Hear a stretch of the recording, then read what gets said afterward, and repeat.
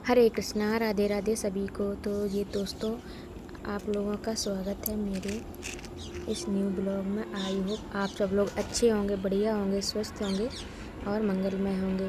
तो दोस्तों, शरद पूर्णिमा जो कि है, कोई कह रहा है 6 तारीख को, 7 तारीख को, जबकि ये शरद पूर्णिमा 6 तारीख को मनाई जाएगी।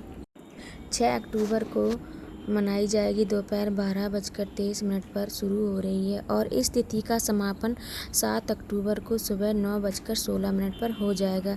ऐसे में जो उदया तिथि होती है उसी को व्रत का व्रत किया जाता है। तो उदया तिथि के अनुसार 6 अक्टूबर के दिन ही शरद पूर्णिमा का व्रत किया जाएगा। तो दोस्तों, शरद पूर्णिमा का बहुत ही बड़ा महत्व होता है। सनातन धर्म में पूर्णिमा की तिथि का बहुत विशेष महत्व माना गया है। इस पूर्णिमा की तिथि पर भगवान विष्णु और माता लक्ष्मी की पूजा करने का विधान है। इसके साथ ही इस दिन पवित्र नदियों में स्नान और दान पुण्य का भी विशेष महत्व होता है। खासकर शरद पूर्णिमा को और भी पावन माना जाता है, क्योंकि मान्यता है कि इस दिन चंद्रमा की किरणों से अमृत बरसता है और यही कारण है कि इस रात को लोग खीर बनाकर चांदनी में रखते हैं, अगली सुबह उसका सेवन करते हैं। मान्यता है कि इस खीर को खाने से सभी को सुख समृद्धि का आशीर्वाद मिलता है। और हर साल आश्विन मास की पूर्णिमा को शरद पूर्णिमा कहा जाता है। तो आप लोग इस दिन शाम के वक्त तुलसी माता के पास ज़रूर ही दीपक जलाइए, ये बहुत ही शुभ माना जाता है। और तुलसी माता की ज़रूर ही पूजा कीजिएगा।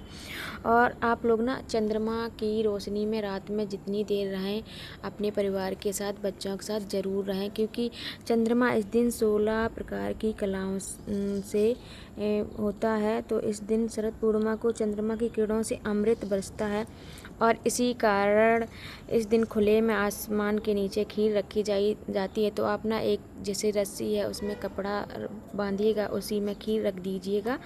और अगर आप लोग हो सके तो रात तक 1-2 बजे तक उठा लें, नहीं तो आप 4 बजे तक ज़रूर ही उठा लें। और इस खीर को खाने से सेहत दुरुस्त रहती है और व्यक्ति निरोगी भी बनता है। शरद पूर्णिमा के दिन कुछ खास उपाय भी किए जाते हैं, जिससे माता लक्ष्मी की कृपा पा सकती।